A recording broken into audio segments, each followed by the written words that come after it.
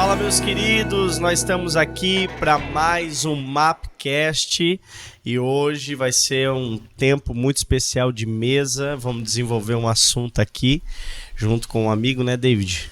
É isso aí. Hoje está com a gente aqui Fábio Souza. Ah, que legal. É isso aí. Fábio Souza. Fábio Souza. Isso aí. Profeta. Que bênção. Bom ter você aqui e a gente vai conversar bastante sobre esse assunto aí, né, do profético. Sim. Bem-vindo. Obrigado, eu agradeço o convite do Juan, do Davi. Estar com essa casa MAP, para mim tem sido uma alegria ver o que o Senhor está fazendo, participar também do que o Senhor está fazendo.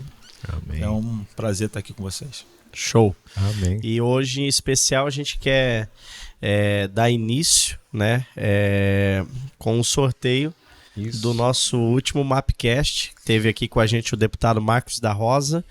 Nós conversamos um pouquinho, construímos algumas coisas junto e falamos que todos aqueles que comentassem, que compartilhassem aqui no nosso canal do YouTube iriam participar de um sorteio e alguém já ganhou, né? É isso aí.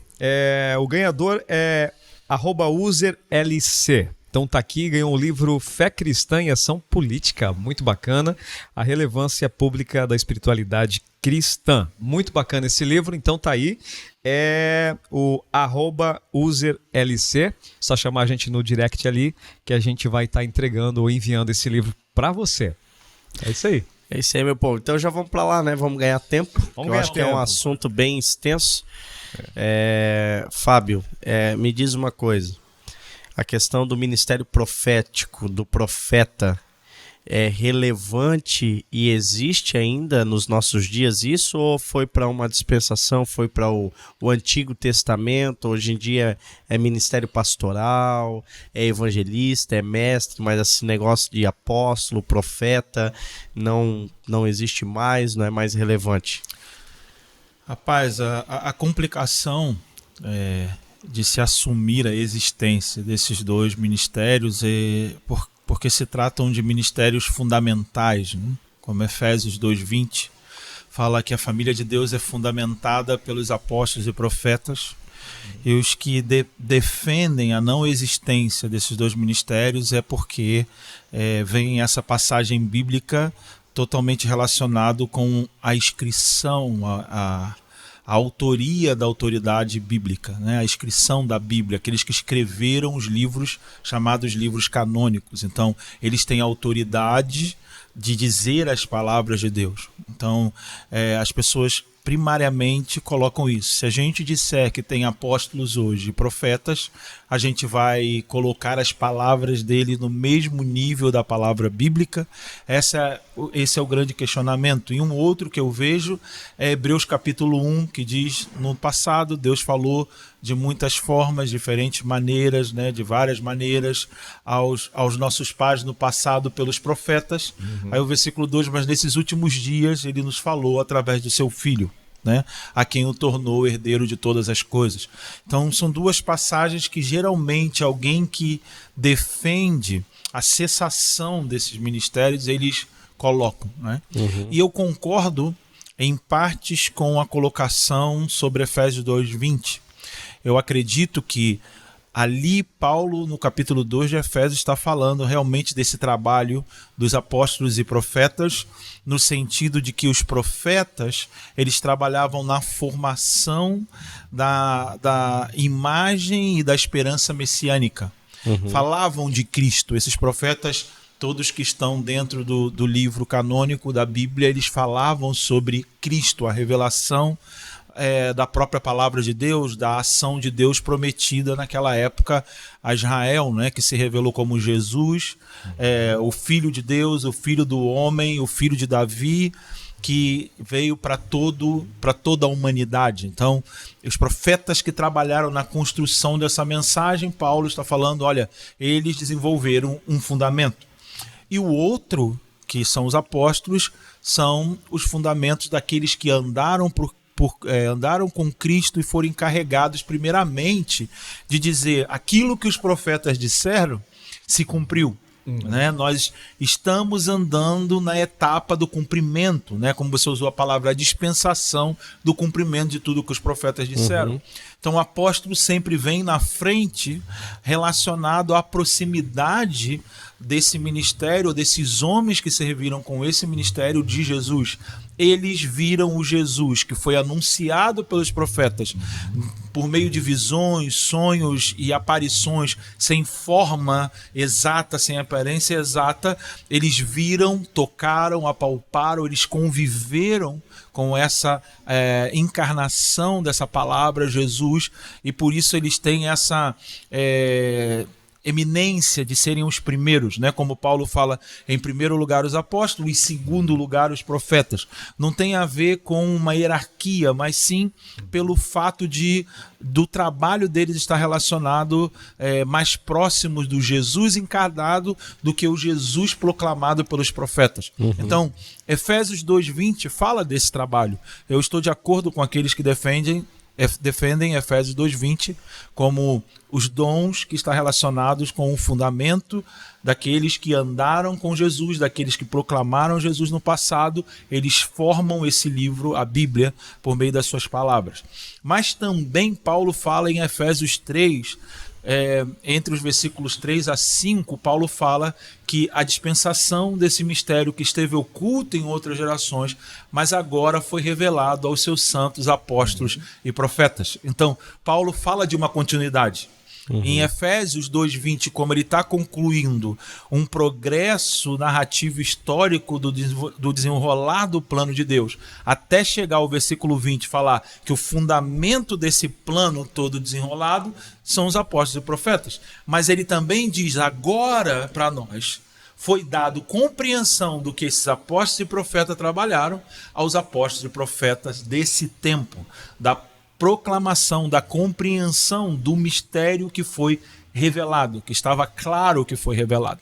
Então, existe esses dois, não sei se tipos, mas essas duas etapas do ministério. Então, logo, esse ministério de hoje, dos apóstolos e profetas, eles não precisam de se preocuparem com que as suas palavras tenham o mesmo tipo de autoridade que a Bíblia tem. Porque eles já têm a Bíblia para respaldar as palavras que eles falam. Eles falam através dela. Então, eles não precisam estabelecer uma palavra para que a palavra deles sejam certificadas como palavra de Deus. Nós já temos a palavra de Deus escrita e que a gente trabalha por meio do Espírito pela revelação daquilo que cada ministério recebe para poder estar dando continuidade a esse tipo de funcionamento, a esse tipo de ministério. Fábio, para ficar claro até para o pessoal que não conhece sobre esse assunto, o que é ser um profeta pela palavra de Deus? Eu acredito muito que o ministério do profeta está relacionado com a representação do plano de Deus. E também procurar trabalhar para que haja compreensão do desenrolar desse plano, né?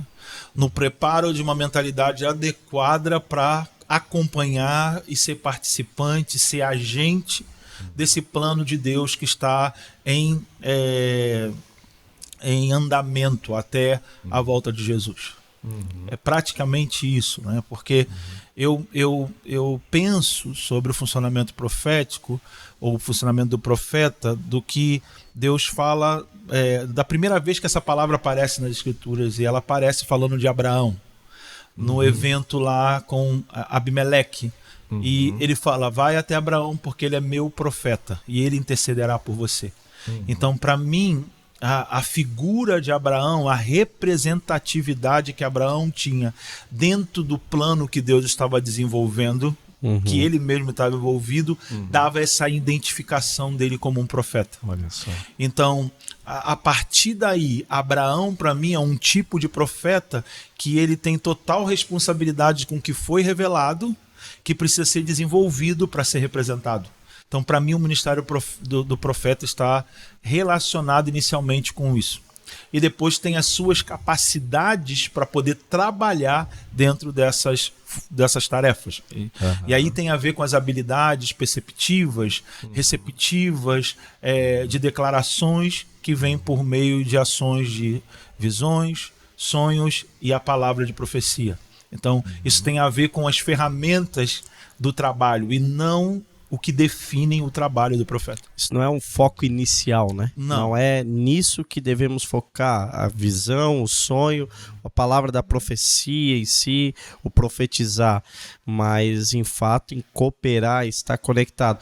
E aí, linkando com a... porque isso não caracteriza o ministério do profeta, que eu acho que é o que você quer chegar. Isso. Tipo, você não assume que a pessoa é um profeta pelo sonho, visão e profecia. Mas é a representação de Deus. Aí a gente vai para Deuteronômio 13, você vai encontrar lá, ele falando que se um profeta, através de um sonhador, tiver um sonho, uma visão, uma palavra, e ela se cumprir, e ele disser, vamos adorar a outro Deus, saiba que esse profeta não falou pela parte do Senhor, mas é o Senhor provando o coração de vocês. Então ele pode falar e cumprir. E isso não faz dessa pessoa um verdadeiro profeta, porque ele não representou Deus. Sim. Ele está levando as pessoas a adorar um outro Deus. Ele faz uma outra forma do verdadeiro Deus. E Deus está preocupado com isso. Deuteronômio 18, Deus fala a mesma coisa. Quando ele fala sobre questão de predição, de cumprimento, ele fala... você tem que atestar se o que ele falou se cumpriu.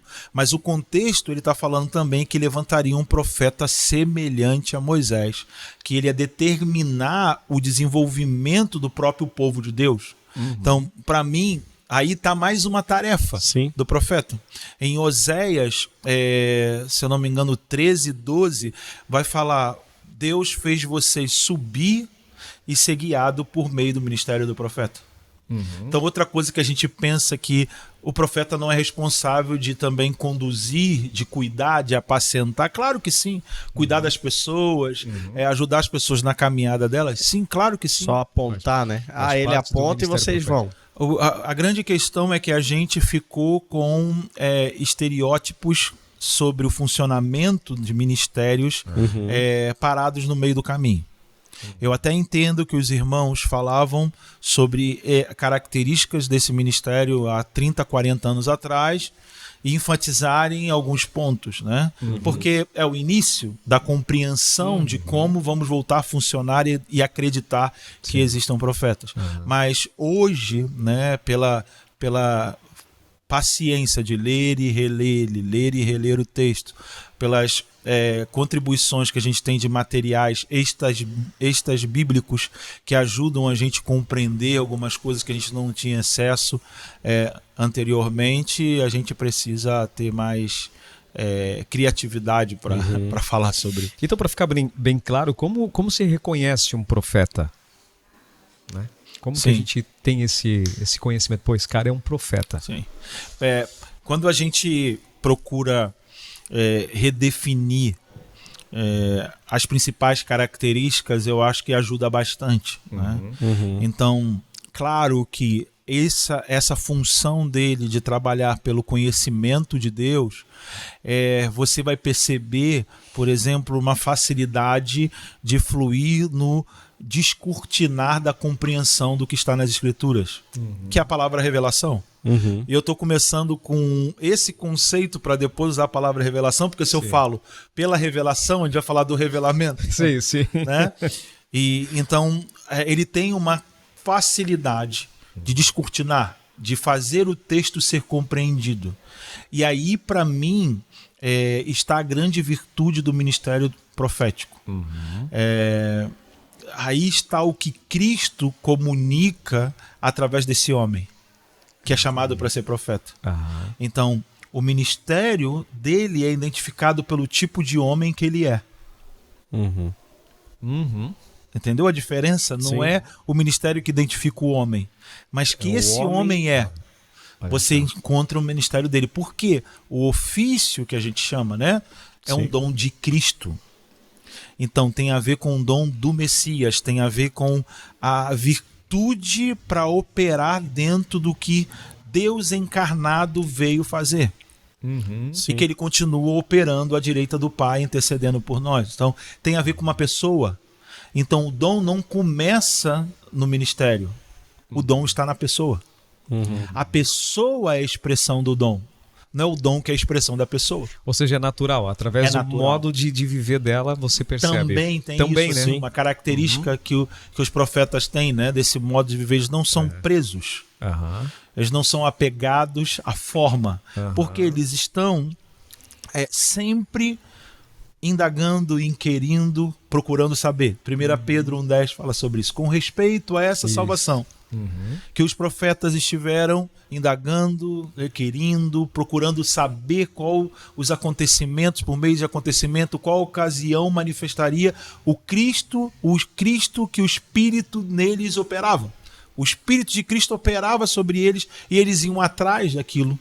Iam investigar, iam inquirir, procurando saber como iria se manifestar. Então, profetas são homens assim, ou profetizas, mulheres também. Eles recebem um empurrão dessa virtude do Espírito de Cristo e eles estão atrás de como isso vai se desenrolar, como vai andar, como vai ser que Deus vai cumprir o que foi levado a eles a voltarem os seus olhos para o que Deus faria.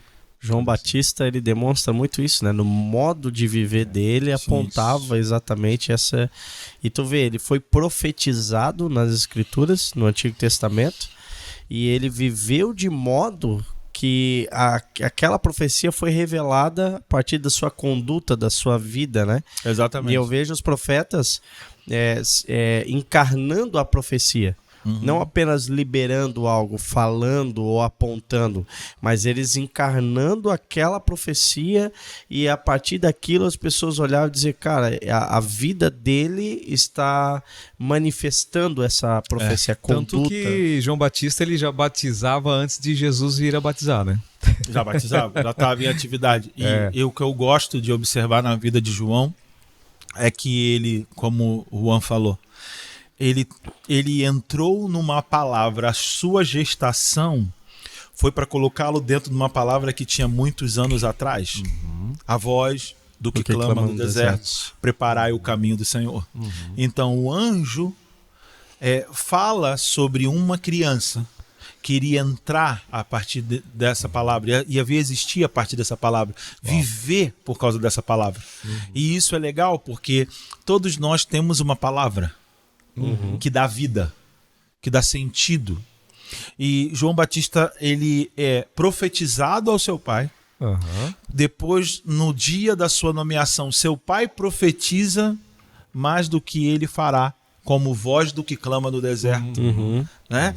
E 18 anos, depois que ele faz 12 anos, o pai dele muda para viver no meio do deserto. Depois do seu bar mitzvah, não entrega ele para a escola sacerdotal, porque ele era filho de sacerdote, mas se muda, possivelmente, dizem que ele foi viver com os essênios.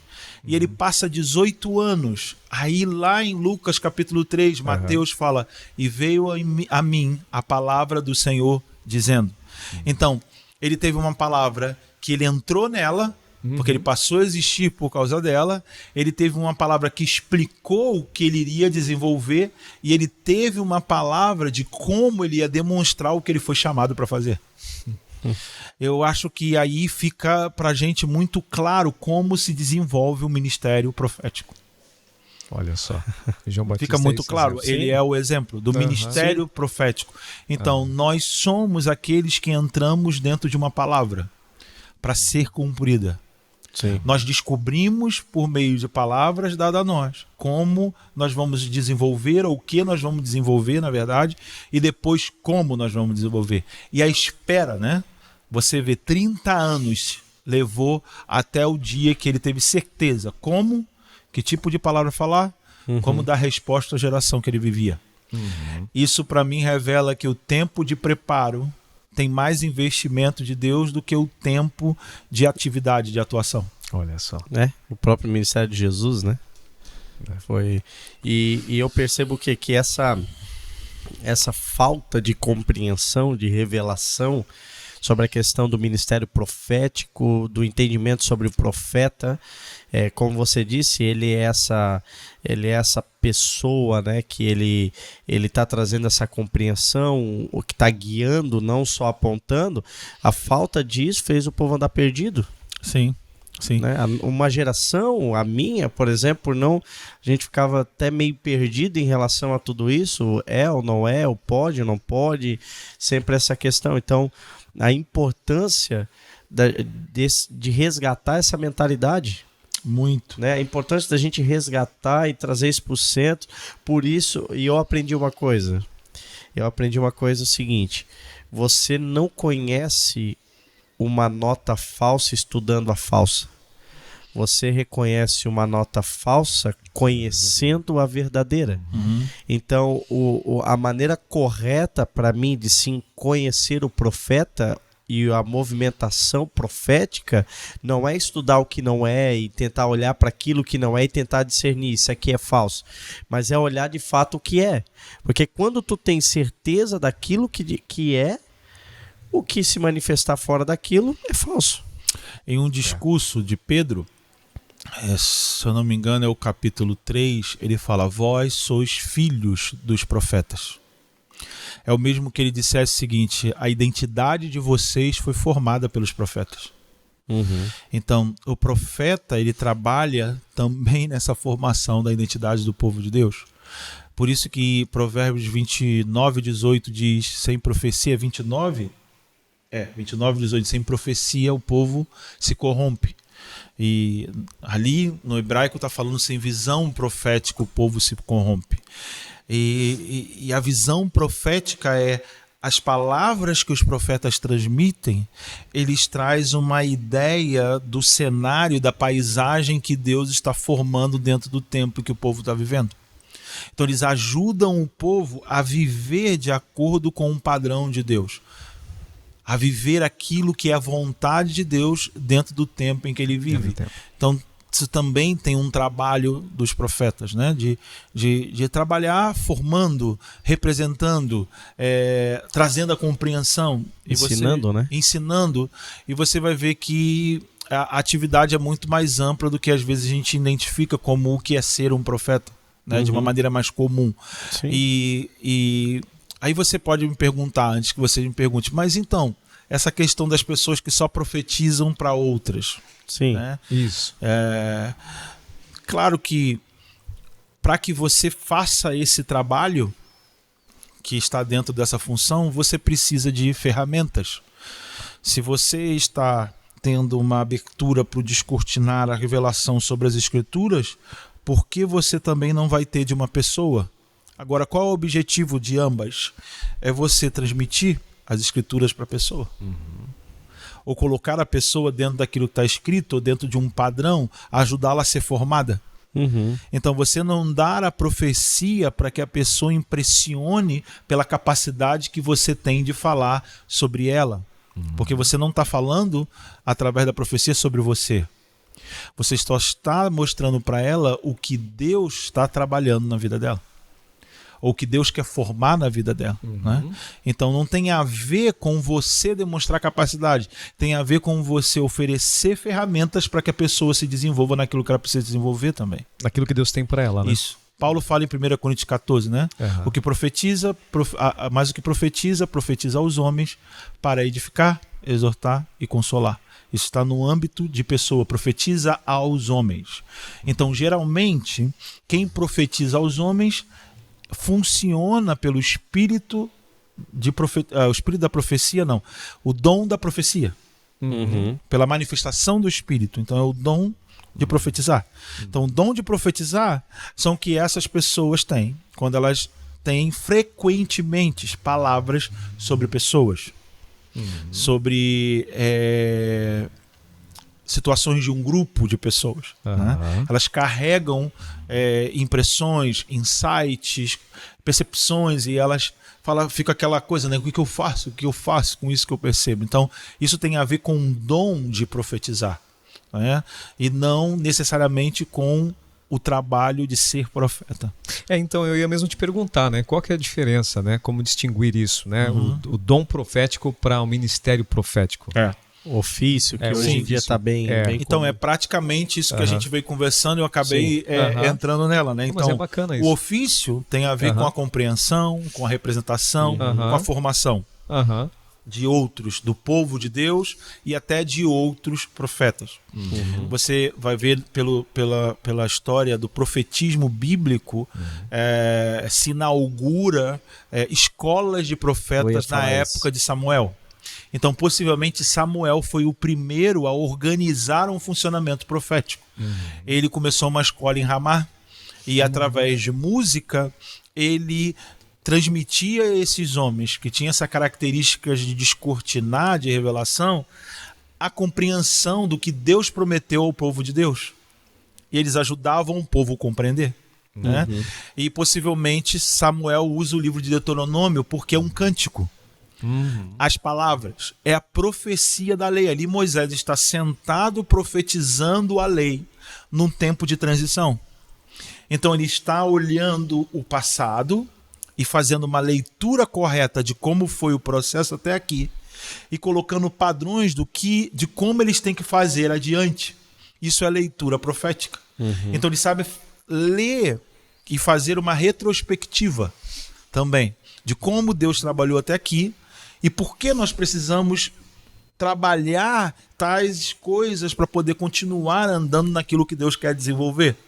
Então Samuel começou a treinar esses homens para funcionar assim. E já o profetizar tem a ver com a manifestação daquilo que Deus quer para o momento. Né? É Deus dando às pessoas, aos seres humanos, a toda a carne, como diz a profecia, a capacidade de cooperar com a edificação de Deus, do que Deus está edificando através de pessoas. Então você vai ver a profecia de Joel e que Pedro diz que se cumpre em Atos 2, né? Inicia-se o cumprimento. Nos últimos dias derramarei do meu espírito sobre toda a carne. Então ele fala, é para toda a humanidade, não vai estar restrito a uma identificação étnica, como era só com Israel, sobre toda a humanidade. Então vai ser além de Israel, e ele fala para diferentes faixas etárias. Jovens, vossos filhos e filhas, jovens e velhos, vão receber essa sincronia do espírito, da profecia. E ele diz também, até as servas e os servos, ou seja, para classes, que antes era restrito a classes, sacerdote, rei e profeta. Então, Deus está cumprindo, através da profecia de Joel, o desejo de Moisés, que está em Números 11, quem dera se todo o povo fosse profeta, ou seja, se todo o povo assumisse a representação de ser povo de Deus.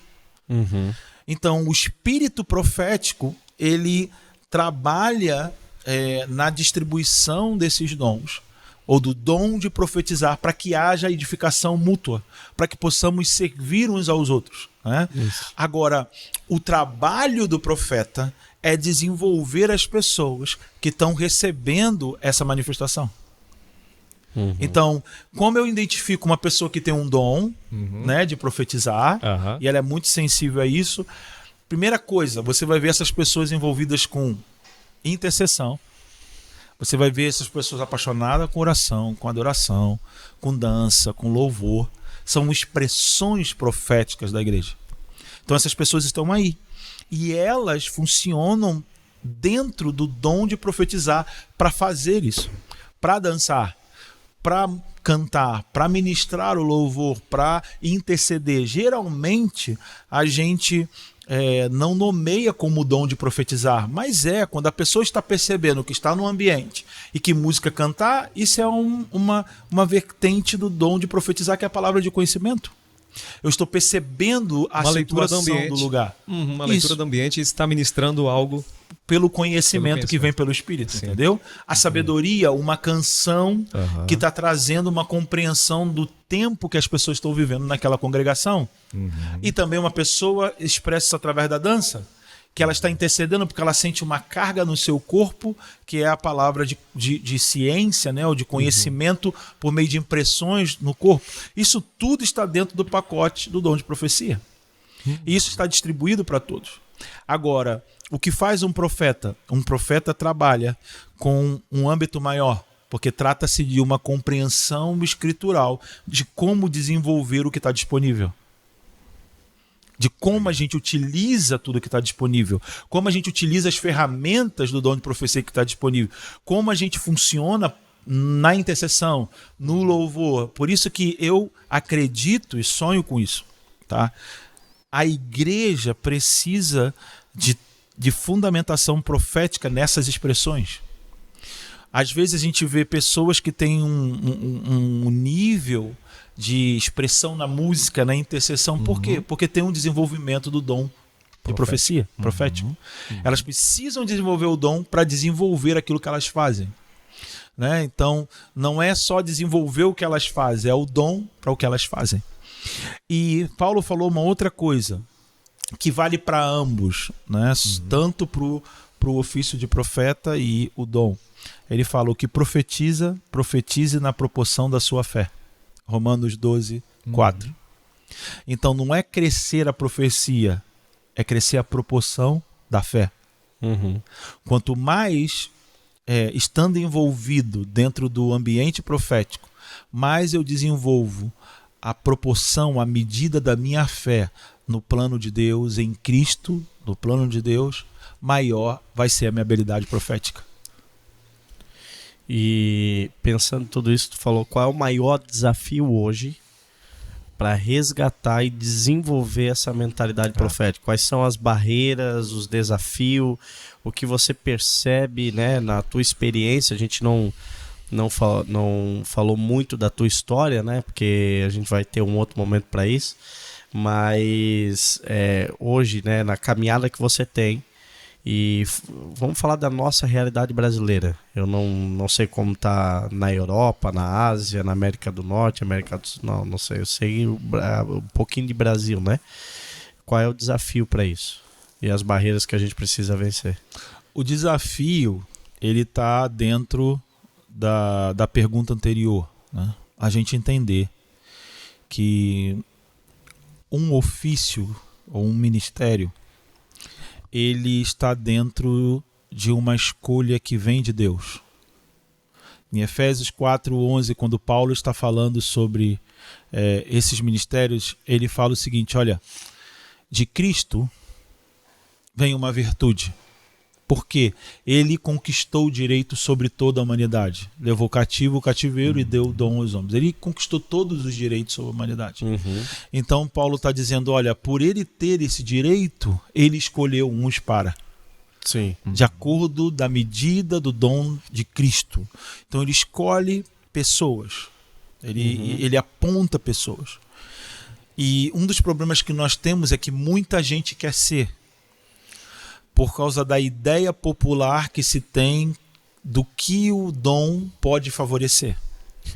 Fama e aí vai. Isso, e a pessoa... Principalmente nesse tempo de tecnologia, redes sociais, internet, facilmente você vê alguém abrindo um Instagram, fazendo live e entregando mensagem profética para todo mundo. A minha escola, ela me ensinou que as pessoas dizem para você quem você é. Primeiro você passa a ter convicção de quem você é. Depois as pessoas dizem para você como? Pela maneira que eu as sirvo. Quando eu foco em servir as pessoas, a maneira como eu vou servir tem a ver com a habilidade que eu tenho. Uau. E elas vão identificar pela minha habilidade qual virtude eu tenho. Então, as pessoas, elas podem te dizer o que você é. E o seu interesse em servir as pessoas é pelo crescimento geral de todos. Não é pelo seu crescimento. Eu não posso pensar no meu crescimento em detrimento do que eu faço para as pessoas. Sim. Não, é o crescimento da pessoa por aquilo que eu recebo de Deus. Eu coloco à disposição dela. Até porque o exemplo que nós temos de Cristo é servir ao outro. Então o dom não tem a ver com a gente. Ele Marcos falou isso, 10, né? 45, né? Ele falou isso sobre eu dou a minha vida para resgate de muitos. Isso. Então o interesse dele é se doar, se dar para resgatar. Sim. E a gente não pode se dar para poder ganhar, ter o crédito, né? É para resgate, não é para crédito. Até porque eu penso dessa forma, o professor, um mestre, a glória dele, de alguma forma, é ver o aluno desenvolver, é ver o aluno crescer mais do que ele. né? O pai, por exemplo, na mentalidade de paternidade, é que o filho cresça, que o filho desenvolva, que o filho avance, até mais do que ele, aí tá. Então, se você trabalha com essa mentalidade, você não vai permitir que ninguém desenvolva mais do que você. Então, você vai trabalhar com limitador, porque eu te sirvo, mas com aquela mentalidade, tu não pode se tornar maior do que eu, entendeu? Você não pode ficar melhor do que eu, porque não, eu preciso ser o profeta. Então vai ter os profetinhas, mas eu sou o profeta. Não, a ponto, e eu olhando ali para Efésios, que o pastor citou, Efésios 4:11, eu acho que é chegar a uma medida em que você já não é mais, tipo, necessário. Desenvolveu, preparou, tá todo mundo se movendo nesse lugar a ponto que você entendeu, não, cumpri. Porque o nosso desafio, ele tem a ver com as pessoas terem a paciência de serem desenvolvidas. E principalmente dentro desse âmbito profético que se tem hoje, serem desenvolvidas nas Escrituras. As pessoas não têm paciência de ler as Escrituras com calma. Ela quer uma mensagem. Ela não quer compreender o plano de Deus, como eu gosto de enfatizar muito. Isso é um desafio, tá? Meditar. Isso. E a outra questão, Juan, é Paulo no Efésios 4:11, ele começa no capítulo 4, no versículo 1, dizendo: Paulo, eu prisioneiro no Senhor. Então, a primeira característica que ele dá de um ministro é alguém que foi aprisionado por aquilo que Cristo escolheu para ele. Aprisionado por aquilo que Cristo escolheu para ele. Porque quando fala dos profetas em Amós 3, do 6 ao 8, fala: o leão não ruge sem que tenha achado a presa. Rugiu o leão, quem não temerá? Falou o Senhor Deus, quem não profetizará? O que Amós está dizendo? O Senhor primeiro encontra uma pessoa, a presa. A presa. Quando a sua voz encurrala a presa, ou seja, é impossível que ele tenha rugido sem que tenha encontrado a presa. Então, quando ele encurrala a presa, fica impossível da presa não manifestar o resultado da voz. Então, assim, como eu sei se eu sou um profeta? Eu estou encurralado. Quando eu estou encurralado. Quando eu me tornei um prisioneiro. E Paulo falou: eu, como prisioneiro no Senhor, andai de modo digno da vossa vocação. E esse é um versículo que mais tem me inspirado nos últimos tempos, é andar de modo digno com a vocação. Sim. E aí Paulo fala sobre várias características que um prisioneiro desenvolve, que também faz parte da medida de dom de Cristo. Humildade, longanimidade, mansidão. Mansidão. E aí você vai ver que se concordas com as palavras do próprio Jesus. O que Jesus falou? Aprendei de mim, que sou manso e humilde de coração. Então a primeira coisa que essa virtude libera sobre a vida de um homem é que ele é um prisioneiro. Ele é uma presa. Né? A segunda é que ele é obrigado a desenvolver a natureza de Cristo. Manso e humilde. Manso e humilde de coração. Para poder conviver com os outros que ele também chama. Porque ele disse isso para os seus discípulos. Sim. Ou seja, vocês não vão conseguir trabalhar juntos quando vocês aprenderem de mim. Da mesma forma que eu consigo trabalhar com vocês. Então, o segredo para o desenvolvimento ministerial não é a performance da capacidade, da habilidade do meu dom ministerial. É o quanto eu consigo desenvolver a estrutura do próprio Cristo em mim. E aí eu vou ter uma visão só. Isso. Um só Deus. A mente de Cristo. Um só Senhor, um só Espírito, um só batismo, um só... Porque tudo passa a ser um só, mesmo sendo coisas diferentes. Porque a minha visão é uma. Isso. Então, a medida do dom de Cristo vai sendo aperfeiçoada em mim. E aí, com isso, essa medida sendo aperfeiçoada, a proporção da minha fé está aumentando. Aumentando a proporção da minha fé, eu vou para os livros e o livro está cada vez mais claro para mim, a Bíblia. por causa da estrutura que eu estou desenvolvendo no meu interior. Sim. E aí eu vou profetizar para alguém, cada vez vai ser mais claro quando eu profetizo. Mais clareza de mente eu vou trazer para a pessoa. Porque foi o que Jesus provocou para a mulher samaritana. Foi clareza. O tempo todo. Ela falou assim, olha, me dá dessa água. Ele falou para ela, não, a água que eu tenho para lhe dar, se você beber você não vai ter mais sede. Tá bom, me dá. Ele falou, chama teu marido. Vamos desfazer o que está confuso no seu interior. Quando ele desfaz essa confusão, ela pergunta uma outra coisa que não está clara. E ele responde também. Então ele vai trazendo clareza. E tudo começou com a simplicidade de um pedido. Me dá um copo de água. Me dá um copo de água. Ele mesmo. Ele mesmo. Me dá humilde. Um copo. Humilde. Entendeu? Ele usa coisas simples para poder levar as pessoas a grandes compreensões. Isso é fantástico. E eu acredito que a mentalidade profética precisa ganhar essas virtudes. Ok, habilidade, capacidade, no sentido de operação, de performance, mas esse não é o foco, né? O foco é a formação do homem espiritual, a formação da imagem de Cristo, a imagem de Jesus em mim, através de mim, e com isso o corpo sendo edificado. O corpo é de Cristo. Então, se eu não tenho clareza dessa imagem a partir de mim, como é que eu vou trabalhar na construção de um corpo que é coletivo, né? E complica pra gente. É verdade. E a gente percebe com o que o pastor está falando é que a gente precisa voltar para a Bíblia, para as Escrituras, né? E esse tem sido, eu acredito que um dos desafios, né, dessa restauração, se é que eu posso usar essa palavra, dessa restauração, dessa mentalidade profética voltem-se para as Escrituras. Mas foi colocado muitos óculos. Muita lente. Então, mesmo lendo o que está escrito, a gente acaba vendo a partir de um padrão de religiosidade, né? Hoje tu falou uma coisa para nós na mesa, que para ti é simples, né? Porque está se movimentando há tempo nesse lugar, mas para nós, assim, pô, como é que eu não vi isso? Está escrito, né? Sobre que nós somos o templo do Espírito Santo. Vós sois o templo. Então não é eu, É um conjunto. Nós somos o templo do Espírito Santo. É coletivo isso não é individual. Sim. Tá ali e a gente nunca percebeu, né? Sim.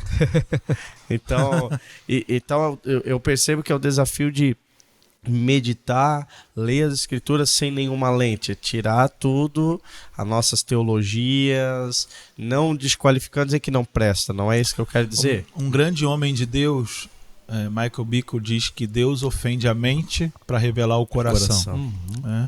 Porque são os olhos do coração que trazem a compreensão, é o meu interior que trabalha a compreensão.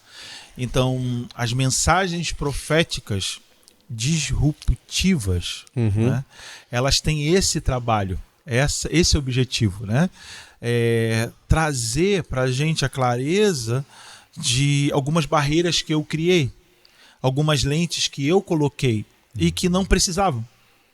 Então, por isso que às vezes se torna um pouco, traz um pouco de transtorno a mensagem profética, a mensagem do profeta.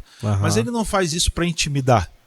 Ele faz isso para levar a uma compreensão. Sim. Né? Que é outra ideia que se tem, né? O profeta é carrancudo, é aquele que derruba, sai falando, mas a ideia é porque ele sabe que naquele lugar pode ser desenvolvido algo muito mais próximo do que o Senhor quer. Sim. Vamos dizer assim. E então precisa ser retirado o que não faz parte do cenário, o que não faz parte da paisagem. Uau. E agora o que eu penso referente a isso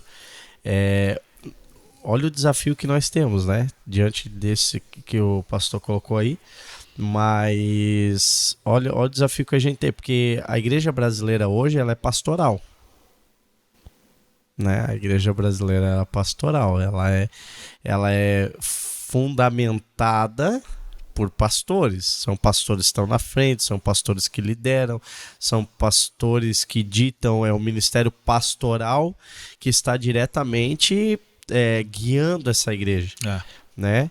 E como tirar agora? O que a gente não precisa tirar.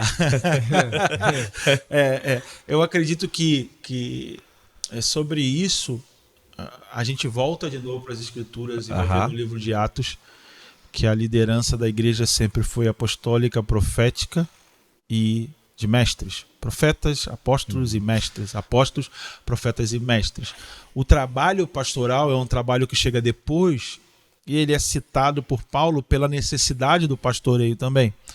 Porque quando você fala de mudar a mentalidade de pastoral para uma mentalidade apostólica, a gente está falando da mudança da dinâmica, né? Sim, de por que nós estamos aqui na Terra, por que nós somos igreja, né? E a gente conversou sobre isso, que o movimento apostólico profético, ele provoca um movimento que precisa do cuidado pastoral, porque o trabalho dos pastores era na migração dos rebanhos das ovelhas.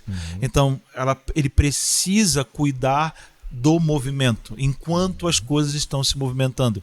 Então não é só uma questão de retirar, é uma questão de reposicionar o trabalho pastoral. E é importante demais, porque sem ele nós também não chegamos.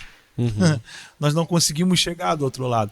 Mas o que muda, quando a gente fala de mudar a mentalidade, é mudar os objetivos, mudar a compreensão do porquê nós estamos fazendo o que nós estamos fazendo, né? É uma mudança de rota, talvez, ou o início de uma rota, porque às vezes a característica dessa mentalidade pastoral é manter as coisas estáticas, seguras, protegidas, né? Essa ideia de aprisco. Isso.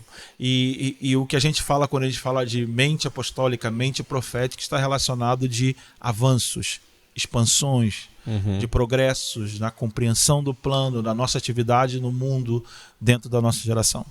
E aí isso mexe um pouco porque não está ligado à estrutura. Muito, né? Mexe muito. Mexe muito porque essa visão, ela trabalha muito o aprisco, uma estrutura. Então, a primeira coisa, uma igreja, vamos usar o caminho correto, uma igreja está nascendo, uma estrutura. A cadeira, tudo voltado para isso. Para quê? Para criar um ambiente para cuidar das ovelhas, né?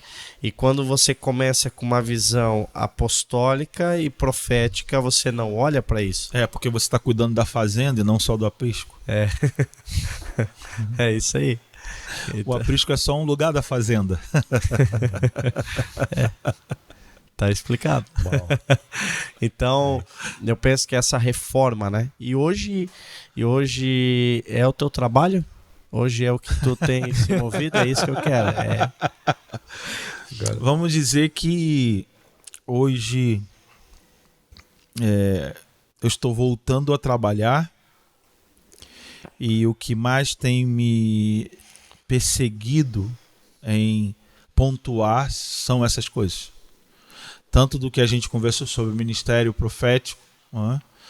Que aí engloba aqueles que têm o ofício e que funcionam no dom de profetizar, é o ministério profético, não importa. E a questão da nossa movimentação como igreja em relação à fundamentação profética da igreja. Então eu estou muito encorajado a estar trabalhando com isso, né? Então não é uma coisa que eu acredito que tem que ser, tem que mudar, tem que fazer, senão não vai. Mas eu acredito que existem mais pessoas que também estão percebendo isso, só não estão sabendo como. E talvez a gente pode ajudar nesse como. Eu estava conversando com a sua esposa, profetisa Márcia. Profeta Fábio Souza. Piada interna, né? Piada interna. Uma das escrituras que tem me inspirado nesse tempo é Mateus capítulo 13, versículo 1. O semeador saiu a semear. Então, quando o semeador sai a semear, Jesus continua a história dizendo que algumas sementes, umas caíram à beira do caminho, outras caíram em solo pedregoso, outras caíram entre os espinhos e outros caíram num bom terreno. Então, o semeador não escolhe o terreno. ele não sabe, né, qual é o tipo do terreno que a semente está sendo lançada. Mas é o terreno que diz quem ele é quando a semente brota. O resultado da semente. Então, eu estou muito encorajado a sair a semear. A lançar semente, palavras. Deixa o solo. E aí você vai ver onde trabalhar, onde focar pelo resultado da palavra em contato com esse terreno. Porque a gente tem a ideia de que a palavra determina o resultado, né? O que determina o resultado da palavra é o terreno. Jesus disse, um terreno bom produz os frutos. A 30, 100, 60 e a 100 por um. Mas o terreno ruim, né, que aí tem à beira do caminho, desinteresse. Ouve, mas não tem tanto interesse. O pedregoso, pessoas que têm vários sentimentos não resolvidos, emoções não resolvidas, dores, não permitem que aquilo que brota ganhe raiz, porque até brota. Sim. Mas quando vem o calor, que ele diz, a perseguição por causa da palavra, quando vem a hora do vamos ver, não consegue, porque as dores não deixam. Estão dando em volta do problema, né? Exatamente. Não consegue... E tem aqueles que estão com a semente entre os espinhos, que brota, mas não frutifica, porque os espinhos limitam ela. Isso tem a ver com... Um tem a ver com o coração pedregoso e outro tem a ver com a mente. Pessoas que ainda estão com a mente dividida, com as preocupações desse mundo. Então, essas pessoas precisam de outro tipo de trabalho, da preparação do terreno. As outras é como continuar produzindo. Então, depois que você sabe semear, você vai saber, opa, esse tipo de terreno precisa ser preparado e o outro precisa dar continuidade ao que está sendo cultivado. Então, eu estou disposto a sair para semear. Bom. E depois nós vamos ver como vai ser o andamento. Uma das coisas que eu percebo que você falou, mas não falou o que tá todo mundo falando. Nossa! Fim dos tempos. Fim dos tempos. Qual é a relação do... Porque a gente tem visto um movimento hoje de profetas que estão aí dando escolas online, ensinando e relacionando muito essa questão profética ao fim dos tempos, ao ensinamento sobre os últimos dias. Então tá tudo relacionado e todo mundo tá... Tipo, eu vejo isso, fala do profeta, fala daquilo que é profético, fala sobre os últimos dias, né? Sempre apontando para aquilo que é futuro. E eu vejo você trabalhando uma mentalidade presente, claro, olhando para frente, mas trabalhando uma mentalidade presente. Sim.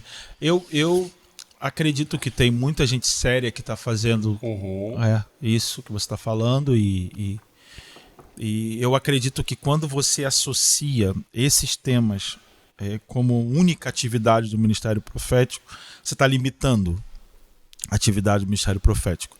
O que a gente pode dizer pelas escrituras é que os profetas sempre estiveram relacionados com a linguagem apocalíptica. Com a mentalidade apocalíptica, que é o uso de figuras para descrever estruturas de uma época, né? Para desenvolver o que eu gosto de chamar uma realidade esperançosa. Está assim, mas Deus está operando como está, porque Ele tem a solução do como está. E isso vai se repetindo em todos os livros apocalípticos, né? Que tem a ver com a revelação, o desvendamento do período em que você está vivendo e o que está operando por detrás dos poderes que estão que são vistos exteriormente, os impérios, os povos que estavam em supremacia dentro do período bíblico. Então, eu gosto de pensar que a atividade dos profetas estavam mais dentro dessa mentalidade do que proclamar o fim.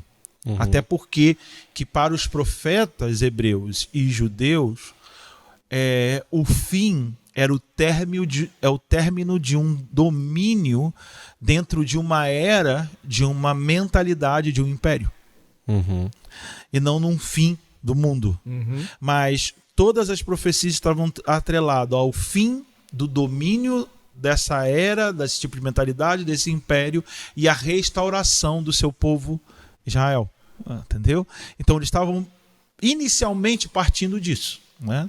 O que Deus impulsiona, redimensiona a partir dessas proclamações, nós temos várias possibilidades. Mas eu gosto de pensar que é mais importante do que a gente definir uma posição escatológica é a gente entender a linguagem de como Deus fala dentro de um tempo.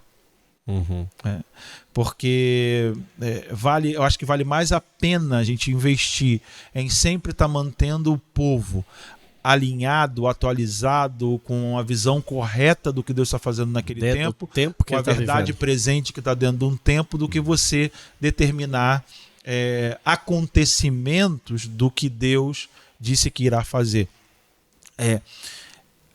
Com isso, a gente tem trabalhado uma mentalidade em que a fé se baseia no que vai acontecer. A fé não pode se basear no que vai acontecer. A fé tem que se basear no que Deus prometeu que vai fazer. É diferente, porque no capítulo 11 diz que todos esses viveram por fé, crendo na promessa, sem recebê-la. Sim. Então, a promessa modela como eu vivo. Eu não estou mirando o acontecimento da promessa. Eu só estou vivendo baseado por ela. Então, eu sei que Jesus vai voltar. Eu creio que Jesus vai voltar, eu sei. Eu creio que Jesus vai voltar. Eu creio que ele vai tomar os reinos desse mundo. E creio também no novo céu e na nova terra, né, que vai ser habitado por novas criaturas. Então, eu gosto de trabalhar desses pontos. Uma realidade esperançosa sobre essas promessas. E não enfatizar tanto como isso irá acontecer. Né?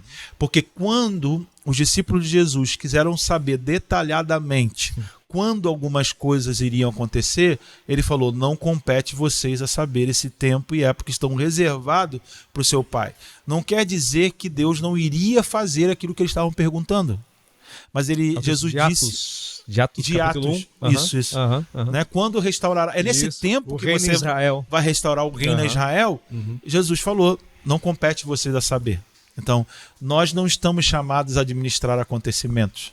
Nós não precisamos estar tão focados nos acontecimentos, mas recebereis poder, ou seja, vocês vão receber uma capacitação para viver até que Deus faça o que ele disse que vai fazer. Então é mais importante para mim preparar as pessoas naquilo que Deus está fornecendo no tempo que ela está vivendo, do que só preparar ela para o acontecimento o tempo todo. Né? E é uma escolha, assim. Eu acho que não se trata de certo ou errado.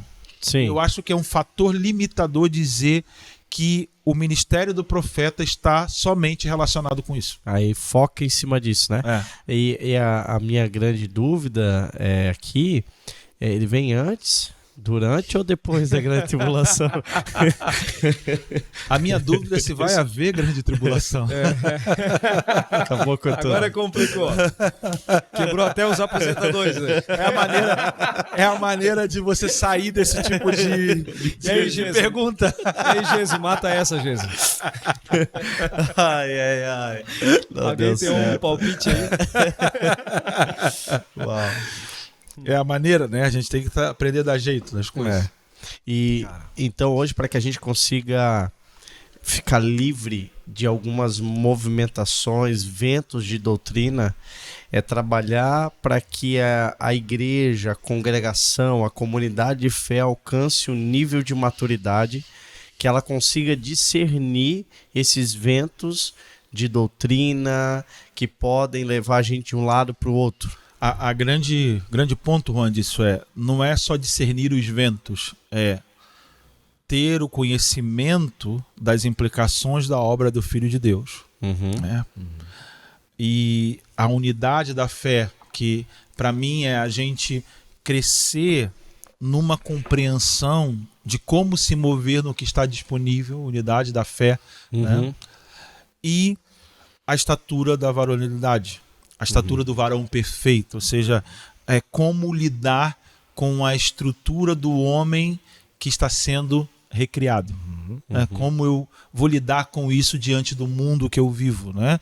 Diante dos assédios, diante de tudo que a gente se vê hoje de como o mundo está. Então, a gente precisa cuidar disso, dessa estatura crescer um nível de maturidade em relação aos nossos desejos, às nossas cobiças, os nossos prazeres, a nossa maldade.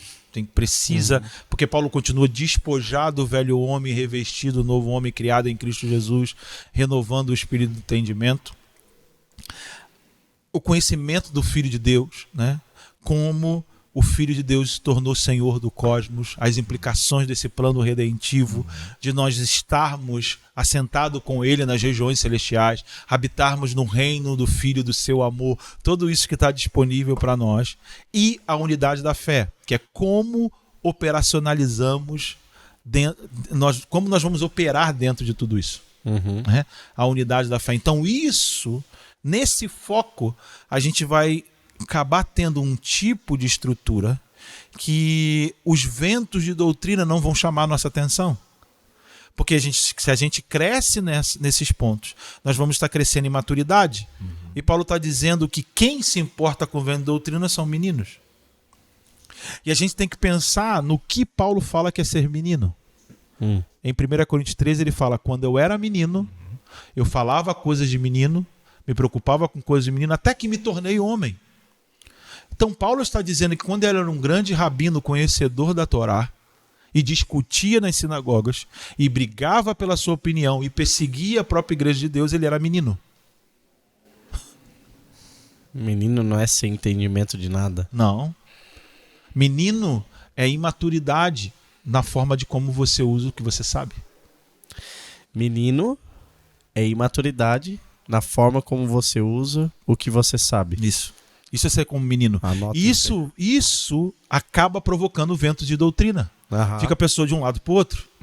Porque você não sabe administrar o que você sabe, porque você não é homem. Ele diz: quando eu me tornei homem, quando eu me tornei maduro, eu deixei as coisas de menino. Que é no capítulo que ele fala que o mais importante é. E aí a gente percebe uma coisa aqui, porque ele fala a unidade da fé, a estatura, e tudo está muito ligado a estar, ser conjunto, é ser junto, é unitário. E esse vento de doutrina, como eu lido com aquilo que eu sei, está sempre trabalhando para dividir, para separar, nunca trabalhando uma questão de unidade. Então a gente percebe um vento de doutrina, um menino que é levado por isso todas as vezes que ele trabalha na divisão, ele trabalha no isolamento. A gente pode pegar... Jesus falou sobre meninos. Satanás. Pode falar. Pega essa, Satanás. Só para deixar. Jesus falou sobre meninos. Paulo falou sobre meninos. E Pedro também falou sobre meninos. Jesus começou falando: vocês são como meninos sentados na praça, que não se decidem, não se adaptam a nada que está sendo proposto. Está sempre, não quero, não é isso, não quero saber. Paulo fala: não sejais como meninos, de um lado para o outro, como vendo doutrina. E aí Pedro, quando fala de ser como crianças ou meninos, desejando um leite espiritual, ele fala de uma postura humilde, de que deixa a maldade, a hipocrisia, a vaidade. Entendeu? Então nós temos aqui exemplos que descrevem talvez o nosso maior problema, os nossos maiores desafios. Eles estão nesse âmbito. A gente precisa deixar de ser menino. Quando a gente quer comprovar quem tem mais razão do que o outro, quem é melhor do que o outro, quem é mais certo, quem sabe mais, aonde está o erro. Ninguém trabalhou na Bíblia para mostrar onde estava o erro. Paulo cuidou. Mas Paulo escreveu para as igrejas. Primeiro, Paulo, né? Paulo. É só Paulo, né? Se você comparar com Paulo, é uma coisa bem interessante se achar que está no mesmo direito de Paulo. E outra, Paulo estava instruindo comunidades que ele deu a própria vida. Ele não estava sentando numa câmera, pegando um microfone e falando para as pessoas, que ele nem sabe quem é. Ele sabia. Sim. Ele disse: eu gerei vocês. Conheço o destino. Eu corri o risco para pregar para vocês. Eu, quando estava com vocês, foi assim. Eu, quando vivi com vocês... Então, o que está escrito era de propriedade de um homem que era totalmente presente na vida, mesmo ele não conhecendo aqueles face a face, mas os que estavam ali conheciam ele, como ele fala de Epáfras. Ele tinha uma vivência, ele tinha propriedade para dizer. Paulo não estava na internet falando sobre isso. Por isso que eu falei para você anteriormente, eu não estou querendo dizer que o que eu estou compreendendo, o que eu estou percebendo é o que tem que ser. Mas o semeador saiu a semear. Ponto. Eu estou indo para fazer uma parte que eu acredito que Deus está chamando para falar. Então, eu vejo que o desafio está nessa falta de consideração com a obra de Deus. Sim. Quando se fala, eu estou falando isso porque eu estou zelando pela obra de Deus. Não. Zelar pela obra de Deus pela obra de Deus é você entender quem é responsável daquilo ali. Sim. Como eu entro em contato com ele? Como eu posso saber mais disso? Será que ele quer minha ajuda? Se o cara falou, não quero a tua ajuda, então, mas eu tenho que proteger a igreja de todo. Não, você não precisa. Você precisa treinar, aperfeiçoar os santos na obra do ministério. Porque assim, quando Neemias estava construindo o muro, diz que os adversários ficaram sabendo que eles reconstruíram o altar e o templo e voltaram a sacrificar. E eles ficaram com medo. E tentaram sabotar a construção do muro também. E eles quiseram conversar com Neemias, eles quiseram tentar saber como parar Neemias. Não, Neemias não deu atenção para eles. Verdade. Neemias falou, eu estou concentrado numa obra, ela é extensa. Né? E Zorobabel, por saber dessas ameaças dos inimigos, tentando sabotar a obra, fazendo as coisas erradas, ele queria preparar um exército para guerrear contra os inimigos. E Deus falou através de Zacarias o quê? Não é por força, nem por poder, mas pelo meu espírito. Essa foi a mensagem da visão. A visão era um castiçal sendo cheio de óleo e o fogo sendo aceso. Ele está falando que o sacerdócio, a obra do ministério sendo feita, que é a construção, a edificação do templo daquela época, a edificação do corpo de Cristo, é que iria revelar o verdadeiro poder. Pronto. Que nada ia impedir você de construir. Foi isso que Deus estava falando através dessa mensagem. Ele falou, olha, construa, porque em uma das primeiras visões do livro de Zacarias também, ele vê 4 construtores que despedaçam 4 chifres. Lembra dessa visão? Uhum. Então, o chifre é o símbolo de poder bélico, de força. E como construtores destroem o chifre? É a mesma coisa, construa. Sim. E o inimigo sai. Por isso que Tiago falou, vai atrás do diabo e bota ele para correr. Resiste. Não. Primeiro não é resistir o diabo. Sujeitai-vos a Deus. É. Então, se eu estou debaixo de uma palavra de Deus, eu vou usar essa palavra, como Paulo falou para Timóteo, baseado nas profecias do teu respeito, baseado nelas, luta o bom combate, resistência. E ele fugirá de vós. Você não precisa botar ele para correr. Você não precisa trabalhar para tirar o engano no meio da igreja. Você precisa preparar pessoas para que o engano não encontre o lugar. Bom, tremendo. Bom demais, bom demais. É forte. É forte, Brasil. E aí, agora a gente está caminhando aí para finalizar esse momento. Eu gostaria de 3 conselhos para minha geração. Porque dá para ver pelo cabelo. Que cabelo? Que cabelo? Agora tá deixando. Que poderia deixar? Porque assim, ó, que eu tô vendo podendo passar um tempo contigo? Que tu vai liberando à medida do interesse e da compreensão da pessoa. Tu não fala tudo. Tu vai percebendo o que vai entendendo e vai construindo em cima daquilo que a gente tá entendendo. Eu vi isto, fazer isso ao tempo, não sei se estou correto. É isso? É. Então, a pergunta que eu faço te dá um ponto da onde eu já tô para onde eu tô indo. Então dá para trabalhar isso aqui agora, porque se ele perguntou isso, ele tá entendendo, ele tá compreendendo. Você é um cara, preste atenção, inteligente, observador. Né? Então, o que eu quero é 3 conselhos. Eu, aqui na cidade de Indaial, eu tenho feito amizade com pastores e a gente tem visto uma geração de pastores da minha idade, 27, 30, essa faixa etária. Qual conselho poderia dar? Porque tu plantou igreja, né? tu trabalhou no auxiliando outros pastores em plantação de igreja, você viu que coisas que deram errado, né? Não digo coisas no sentido de métodos, né? Para plantar a igreja, método 1, método 2. Não, é isso. Mas eu digo assim, uma mentalidade que foi desenvolvida, um foco que estava errado. E eu queria pedir para ti 3 conselhos para a minha geração que nós devemos trabalhar em cima disso. Eu acredito que o primeiro foco precisa ser o nosso interior. A gente precisa ser verdadeiro com as nossas intenções. Dar atenção às nossas frustrações e acreditar que só Deus supre todas as coisas. O tempo todo a gente precisa trabalhar isso. Porque o que pode nos desvirtuar, né, não são planos, não são entendimento bíblico, está relacionado com esses pontos que eu coloquei. Então a gente precisa ser muito sincero com o nosso interior. A gente precisa cuidar muito do nosso interior, tá?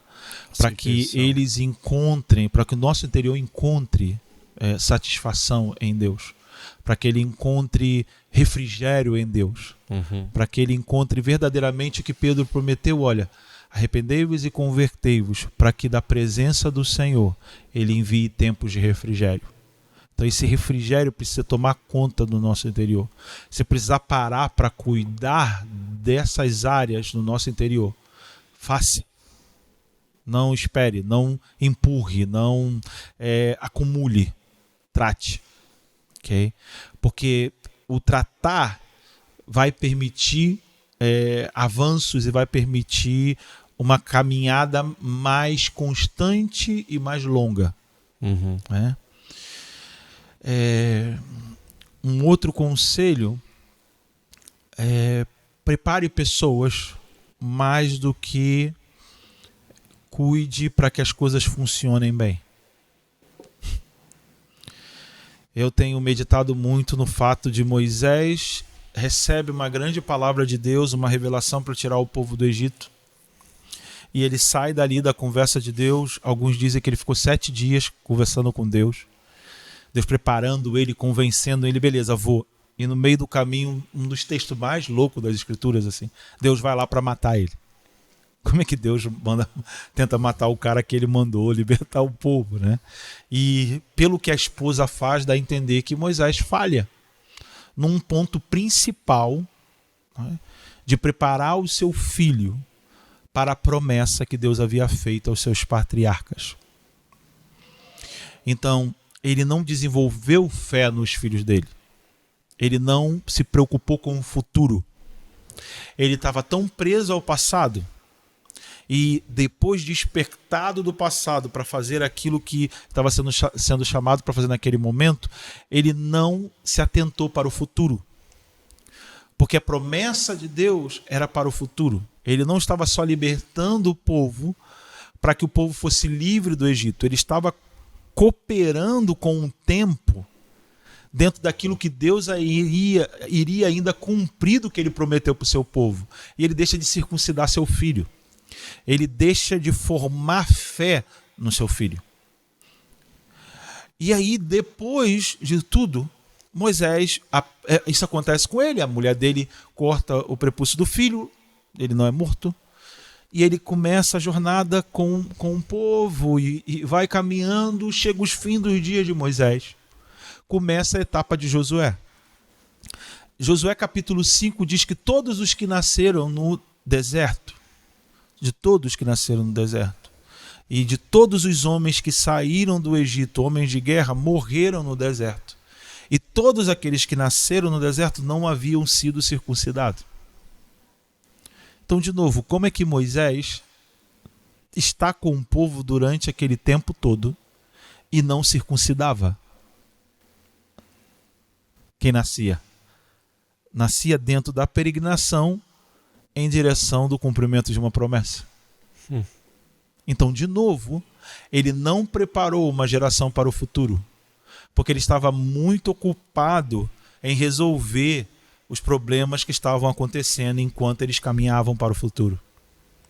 Então, nós como líderes de hoje não podemos esquecer de que nós precisamos preparar uma geração para o futuro. E o último, né? Você falou 3. Se a gente acredita que Deus nos chamou agora, o fato da gente acreditar que Deus nos chamou nesse tempo é por algo que Ele quer fazer no futuro.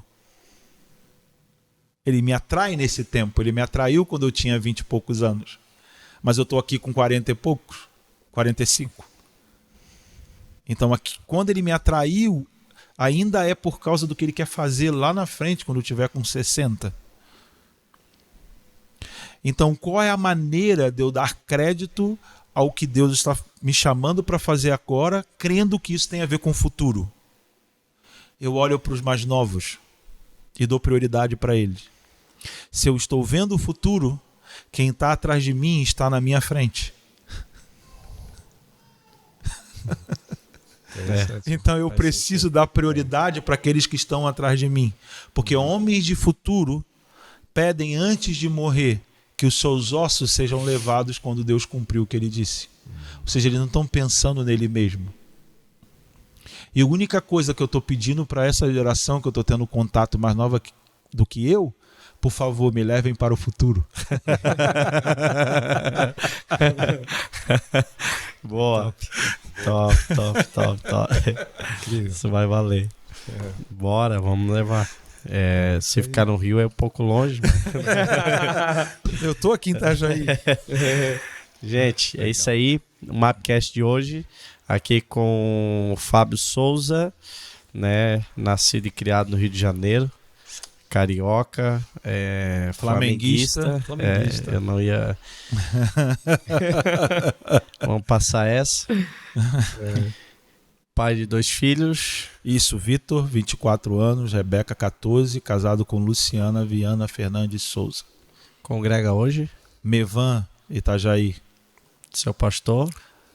O amado, né?